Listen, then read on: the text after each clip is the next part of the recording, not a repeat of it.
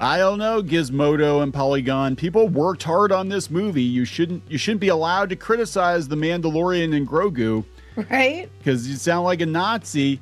Yeah, I know, right? It's like, let's talk about the reactions to the clips and the I guess the press screenings, or at least the 10-minute chunks that people were seeing of the Mandalorian and Grogu. It's not going well, and I am actually surprised because a lot of the media outlets that spent years attacking old school Star Wars fans because they didn't like The Last Jedi and they didn't like, Disney Plus shows or whatever, Ahsoka, whatever. Now they're like, oh yeah, hey, this Mando movie kind of looks like trash. Yeah, it doesn't look that great. It's like, It sure looks like it. Yeah, I just think it's funny because it's like we people like us got called all kinds of names. From day one. I mean, I, as a woman, came out saying that I thought that, Rey was a Mary Sue, and you can vouch right from the moment we left the theater on opening day of The Force Awakens. That's what I said. And I said I already saw those movies, and I was like, because you liked a lot more than I did. And because of that, I got called all kinds of names. I've got told by male feminists that I was an internalized misogynist. And when I didn't agree with them, they called me the C word in Spanish. I do remember that. Yeah, you were. Yeah. It was very weird because everybody was getting. And this is before we really started doing this stuff on YouTube, because we had a podcast for years. At that point, I was doing I was getting called up from our videos, but yeah. Yeah, but it was like, people were like, what the hell's wrong with you? Why don't you like this perfectly acceptable Star Wars movie that made $2 billion? What's wrong with you? And then the kicker is, like, one of the reasons people are like, why don't you show your faces whenever we have the animated avatars? Well, one of the reasons we did the animated avatars, because we were working with Disney. Yes. At the time, we started doing videos calling this stuff out because you weren't allowed to. No. We were like literally at Star Wars Celebration with Disney people. And we were invited up to the rooms and stuff like that. And by rooms we mean the Disney had like green rooms, press rooms. You could go up there, but they weren't inviting us to like the. Oh yeah, I mean, speaking from a press perspective. Yeah. Anyway, we were invited back to their room. Mickey was waiting with a bottle of champagne. You know what I mean? Say, hey, you want access? You want full access, pal? This is what we're going to do. They got a box of chocolates waiting for us. Yeah. Okay. Well, if there's candy there, I might consider it. They did give us candy before. Anyway, I'm just saying, like, they did actually. But we basically had to do this because we weren't supposed to be saying things. We weren't supposed to be telling the truth while we were working at the same time. Yeah. So that's why we did it the way we did it. So now Gizmodo, and this is after Polygon. We'll go back and recap Polygon after we take a look at Gizmodo. But they're not impressed with this clip from the Mandalorian and Grogu. I don't want to play I'll play a little bit of it, but I don't want to get hit by Disney. But yeah, it's basically Grogu being a freaking moron and not knowing how to push buttons. It's Grogu being Grogu, and like they're trying to play up the comedy aspect of it, and that's not funny, but it just feels like part of the show. And I mean, I don't know how you can take Mandalorian and Grogu and put it in a big script without making them be like themselves in the show, because they have to be. But and it's funny little cute little thing, but it's not done that well. Like our son's like, everything's like it's in the desert again and everything looks bland, and that's what they're complaining about. They said it looks cheap. They said basically it looks cheap. It looks like the show. And people are supposed to be like, characters are supposed to be there shooting and hitting things, and they're shooting and hitting nothing, and the background looks terrible. I just love this headline. The first clip from the Mandalorian and Grogu sure looks like that. And this is after Polygon said that they saw like the first 10 minutes of the movie. They were not impressed. They say it looks like not only a Netflix show, but it looks like a cheap Netflix show. And people are like, yeah, this is not the triumphant return to theaters for Star Wars that we were hoping for. And I think it would have worked better again if they had done this before season 3 and years ago. And they waited too long. Yeah. Yeah. So I guess I could do. Yeah. And here we have, this is one of the biggest complaints I have right now about the Filoni-verse is that, we've got Zeb from Rebels. Yeah. Hitting nothing.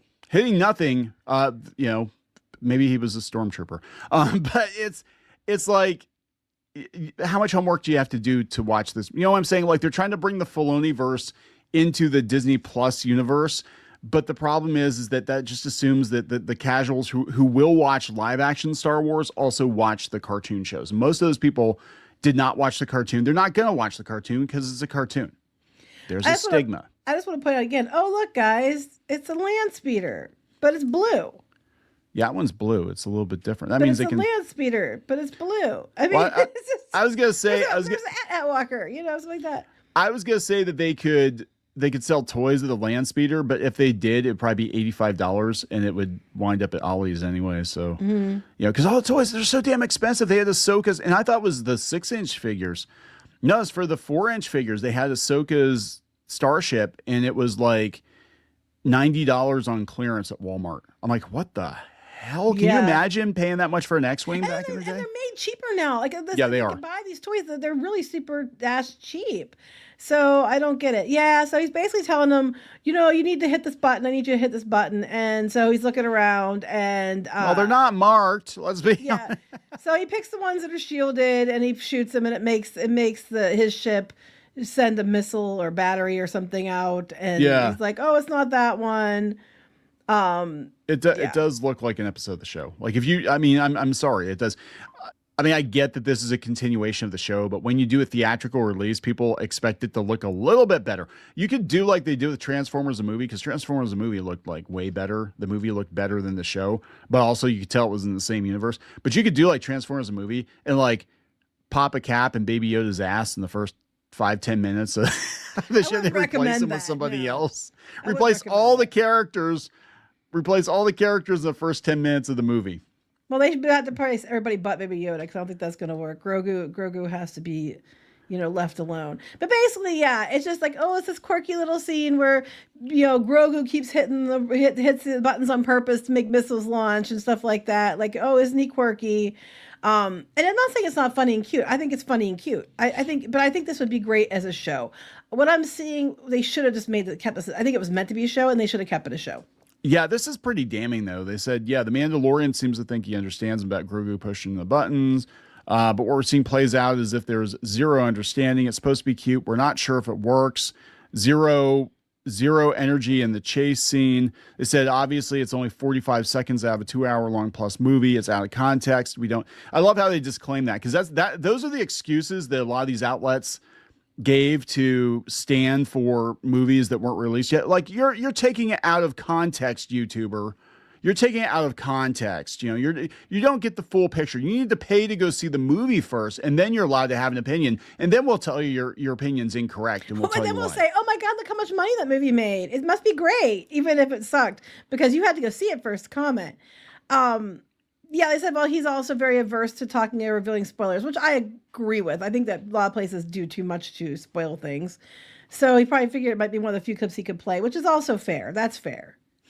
Yeah, they said when you add this up to the previous trailers, the Rod of the Hutt stuff, and about a dozen other things, the pattern does not look great. We hope we're wrong. Boy, this sounds exactly like certain YouTube channels. They're like, yeah, this doesn't look good. It's not projecting well. The trailer isn't really landing for me, but I hope it does okay. I hope I'm wrong. Boy, and if you said that, you were a Nazi, bigot, homophobe, whatever. Misogynistic incel. You just want everything to fail. Tears. Oh, man baby. They all like to use man baby. Man baby even tears. If it's women. I hear this a lot with the Masters of the Universe crowd. It's like, as soon as anybody says anything, they don't like something, immediately there's all these people like, because it's man baby, whatever, fanboys. And I was like, oh, for fuck's sake, people are allowed to have an opinion. My gosh. So this is again, I'll just reiterate for those who missed the previous video. This came from Polygon.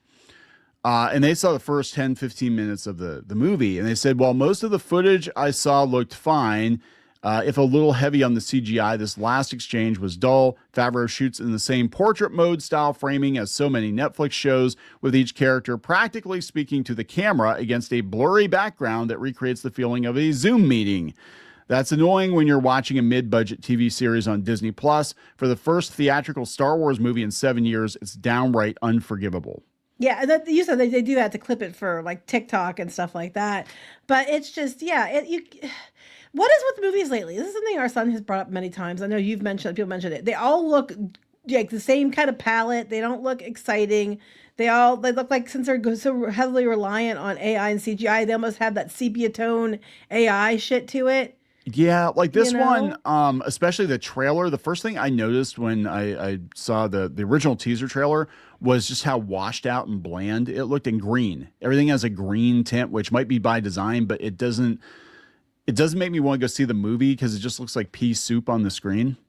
I don't know. I mean, brown and green. That's what you're seeing mostly. And Yeah. it's just like, and I'm not saying that that doesn't work for the worlds they're in, but it's like, look, oh, we got a Dagobah adjacent planet. We got a Tatooine planet with a land speeder. Oh, look, there's an ice planet with an at walker. It's like, what do people like? What's gonna bring him back? And that's kind of they keep trying that with every movie, and it doesn't work. That's kind of what I think is gonna happen with Doomsday. And we'll talk about Doomsday in another video, but yeah, it's I don't know. This one just are we gonna go see this? I don't even know. I will probably go see it because I didn't watch the third season hardly at all. I will probably go see it because I can review it.